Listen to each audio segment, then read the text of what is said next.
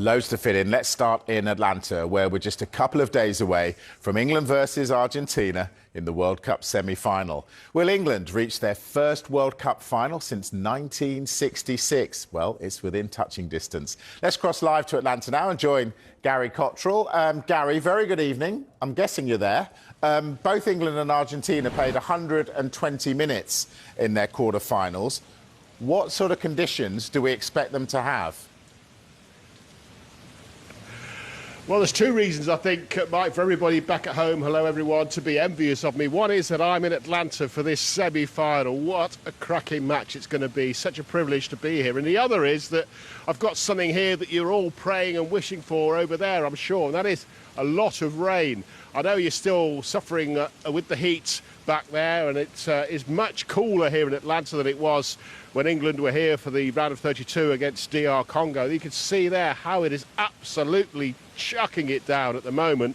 And the forecast going ahead for the next few days is more of the same. Milder temperatures in the mid-20s as opposed to in the mid-30s like it usually is here in hot Atlanta. It's more like wet Atlanta at the moment. And then come kick-off time, which is 3 o'clock in the afternoon here, 8 o'clock your time, more of the same, a 40% chance of rain. So it's going to be cooler outside for the fans and the players before they arrive in the stadium. And of course, this stadium is covered, it is air conditioned, and so although it is going to be cooler and wet, it really doesn't affect the playing conditions too much for the players. Although I have to say, in that round of 32 game against DR Congo, it was quite hot still in the stadium, despite the massive air conditioning and the roof being on. And obviously this will act maybe as a way of cooling down any fervency and hotness and you know, problems among the fans, because as we're going to speak to you about now in a moment, the history of these two countries, particularly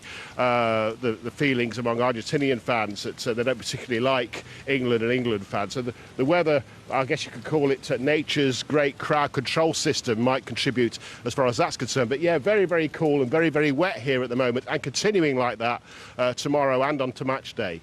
Yeah, all right, Gary, you've touched on it. Let's talk about it then. Clearly, these two countries have history, and not just on the football pitch. Does that mean there'll be extra security? Yeah, it's like you say, history on the pitch and off the pitch. Obviously, Simeone, Beckham, the red card, obviously the hand of God, going back over 40 years, the Falklands War. So there is a certain amount of... I don't know what you would call it, kind of bad feeling, I guess, certainly as far as the Argentinians are concerned, players and fans towards England going back to what they call, of course, the Malvinas. And there won't be, though, any extra police on duty, we're told. There have been reports doing the rounds that the police locally, the APD, the Atlanta Police Division, and the obviously the police in England who are over here throughout the World Cup might have extra officers on the streets. Well, I'm told by the Atlanta Police Department that that's not the case. They're just going to have the normal amount of policing out and about in Atlanta over the next few days and on match day, keeping an eye on the situation, of course, because I think there'll be a lot of England fans coming here trying to get into this game, trying to get tickets for this game, because it is such a big game and it's relatively easy, I guess, to get to compared to places like Mexico City. And of course, the Argentinians have been here quite recently as well. They were here last week for their round of 16 game against Egypt. And so there will be, I think, a watching brief by the local police just in case they need to have any more officers out on the street. But as things stand at the moment, having spoken to them in the last few hours, they're just going to do things as they've done them in previous games in this city, because it's all gone very well. There's been no real incidents here or really anywhere else in the US, Mexico or Canada. And the British police, who've got a very small number of officers going from game to game with the England side and the England fans, are saying the same thing. Everything's gone according to plan so far, and they believe it will continue to go according to plan. And they're not sending any extra officers just to keep tabs on things because of that extra rivalry between the two teams. It's difficult, I think, for a lot of the potential troublemakers that we've seen in previous World Cups tournaments to get here because of the cost and also because of the difficulties getting into the United States and the extra efforts have been put in back at home to stop troublemakers travelling. So that's why it's gone so well so far in this World Cup. And despite reports to the contrary of fears potentially of it being different this time, the feeling among both sets of police is that it will be fine and no extra effort, no extra manpower being brought in. Well, fingers crossed. Let's hope it stays the same. All right, let's talk football, Gary. You're going to keep an eye on Argentina for us. What are their plans between the game and now? Well, you could say that potentially in this game of fine margins that Argentina have got it a little bit better than England. As we speak at the moment, they've just completed or are going through a training session behind closed doors. They've got the same training base, the same headquarters throughout this World Cup as England. Different, obviously, location, but in Kansas City. And their last game, obviously their quarter-final against the Swiss was in that location. They didn't have to travel at all from Kansas City for that game. Before that, they were here in Atlanta last week where they beat Egypt in the round of 16.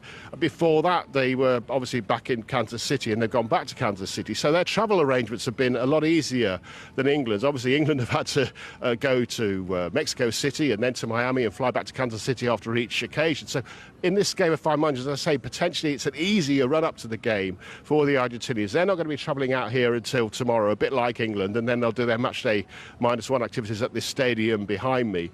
So I think the Argentinians potentially have got the easiest route to this final. Obviously, they played after England, just after England on Saturday. They had the 120 minutes, they had the extra time. But those travel arrangements that they've had have been, the logistics, if you like, have been a bit easier, I think, in the last few weeks than England's. Yeah, OK. But we're still going to beat them, Gary. For the moment, thank you very much. On Wednesday, what sort of tournament has he had? He'll be asked, I'm no doubt. But there he is. Plenty to discuss. How have England recovered from that sapping 120 minutes in the quarter-final? Well, all will be revealed. So, in Kansas City, where England's base is, England goalkeeper Jordan Pickford. Okay, good afternoon, everyone. Welcome for the final day to the England Media Centre here at KC Parks, joined by Jordan Pickford. As ever, we can limit it to 2 questions per person, just so we can get around as many of you as possible. And without further ado, we'll start with Rob. Jordan, great to see you. First and foremost, huge congratulations. We should never take it for granted that you've got this far in the tournament. You've been to 2 Euros finals. This is your 2nd World Cup semi-final. How special is it? And is there anything this time that feels maybe that little bit different that makes you think England can go all the way? Oh, it's a great honour, and you know we're reaching targets that we want to reach, and we're reaching levels that we want to reach, and we want to keep pushing, and we know the end goal, but we always take it step by step. And our first chapter was to get through the group stage, and then when the manager mentioned about going through the grind of Mexico and Congo, and we know every game's a challenge, and now our next challenge is Argentina, and we'll be set up for and ready for them. Does it feel special? Yeah, it feels special, but we're also, it's a job, and we've got that togetherness and that mentality that we want to keep pushing, and it's another game of football against a top nation, and that's what we're here to do. Every game's tough in the World Cup, and Argentina is our next task. Speaking of Argentina, this is the first time England have ever come up against a chap called Lionel Messi. Give us the goalkeeper's perspective on what makes him so dangerous. Yeah, I think he's scored so many goals, and he's contributed to so many goals as well over his career, and it's great to be able to finally come up against him for so long, and watching him as a kid. And yeah, but we all know how good Messi is, but we also know how good Argentina is, so we can't just solely rely on Messi. We've got to focus on the other strengths as well, and the other weaknesses we can take advantage of. Okay. Hi Jordan, well done on the darts. Thanks, Phil. What are your memories of Argentina? Games, as in old games that you've watched back against England? I think it's... What was the last one, was it? 2005. Was it 2005? Too far back for me. Yeah. No, I think, yeah, it's always a competitive game, and for me it's always... We look at the the route, the upsets of not England versus Argentina. I think you look at the route everyone's getting here, and I think it's the top 4 nations in the world playing against each other in the semi-finals. And yeah, it's going to be a great game, a great atmosphere, and something we'll want to thrive on. What would it mean for you as a player, having gone through this, from 2018 onwards? What would it mean to you to beat a team like Argentina and get England into a World Cup final? Yeah, I think anyone in front of us, we're ready and want to beat. And same as Argentina, they want to come and beat us. But it's about us putting our best performance on to go and beat them. We know it's going to be a tough challenge, like every game is. Never take any game for granted, never take it lightly. And it's about us being on our A game, ready for them. Alex. Hi Jordan, what's the biggest difference from that first semi-final to now in feeling? How different do you feel compared to then? No, I don't feel much difference. It's just a bit older, a bit wiser for myself. You've got to be proud to get here, and you've got to roll your sleeves up and go again and be ready for the challenge. And we've got that togetherness, we've got that winning mentality, and we know what we've got to do on Wednesday against Argentina. You've got that core group, haven't you, of you, John Stones, Harry, who have all played throughout this period and helped the team grow. So I'm just wondering if it feels special for you guys to come back to another World Cup semi-final after 2 Euros finals as well.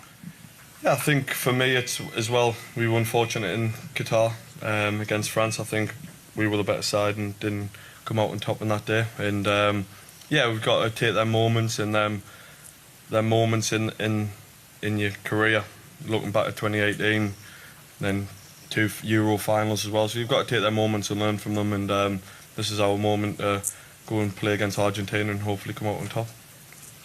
Jordan, the manager said after the game at the weekend if he could bottle the mentality of the group and sell it, that he would. Can you give us a sense of how much it takes out of you psychologically that you've been behind in 2 of the games, and then obviously everything that came with Mexico as well? Yeah, I think that just shows our togetherness as a group. Is England. That mentality we have, it is a credit to ourselves and the manager for driving it. And I think that shows I've always said in interviews and messages, I've always said the togetherness gets you there. Then the ability shows as well. But the togetherness, if you've got that togetherness like we have, that's a great tool to have. And it's been great, and long and may it continue, and we'll just keep pushing that. We know we've got that. Now it's about the ability of the football.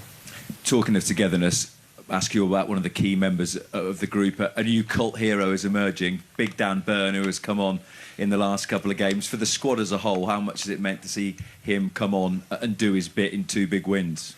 Just shows the character he has as a lad, and not played much at all, then coming on for Mexico and making 7 or 8 challenges with his head, and that overhead kick from Jimenez, and he just stood there and took it like a man. And but that's what you do. You train well, and once you get your opportunity, you take it. And he's been brilliant. And everyone's seen the video of him heading that last ball, but I think I was heading it myself with him. So, but that's a character he is, and that's a character we have in the squad, and that's a mentality we have as well.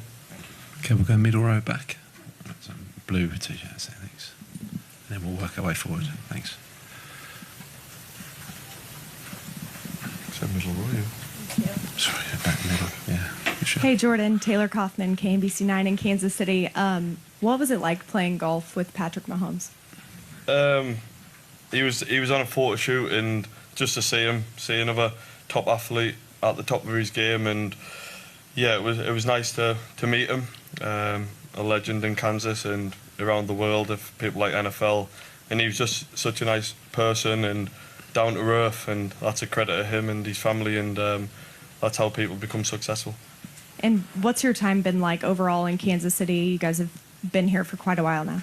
No, it's been really good. The people around the area are staying lovely people, always very polite, and that's what we like. We're polite people as well, so we'll go out on the bikes and everyone says hello, everyone says morning, afternoon, and it's been really nice, and they've respected us so well.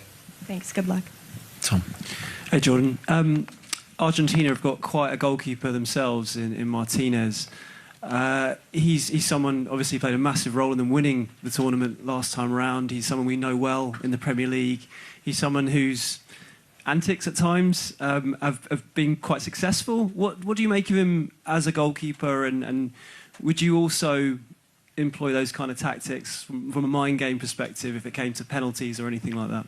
No, I think what a career going to Arsenal. I'll never forget playing against him when he went on loan to Wolves when I was at Preston North End, and for me, you know, the pathway he went on, and he had to wait to get his chance for Argentina, then he took it, and yeah, his antics are his antics, but as a goalkeeper, he's a top keeper, and you know, that's what top keepers do. Whether he has his antics or I have my antics, it's about putting the gloves on and putting that performance in, and he's done that for Aston Villa, he's done it for Argentina, and yeah, I've got to give credit to him as a goalkeeper.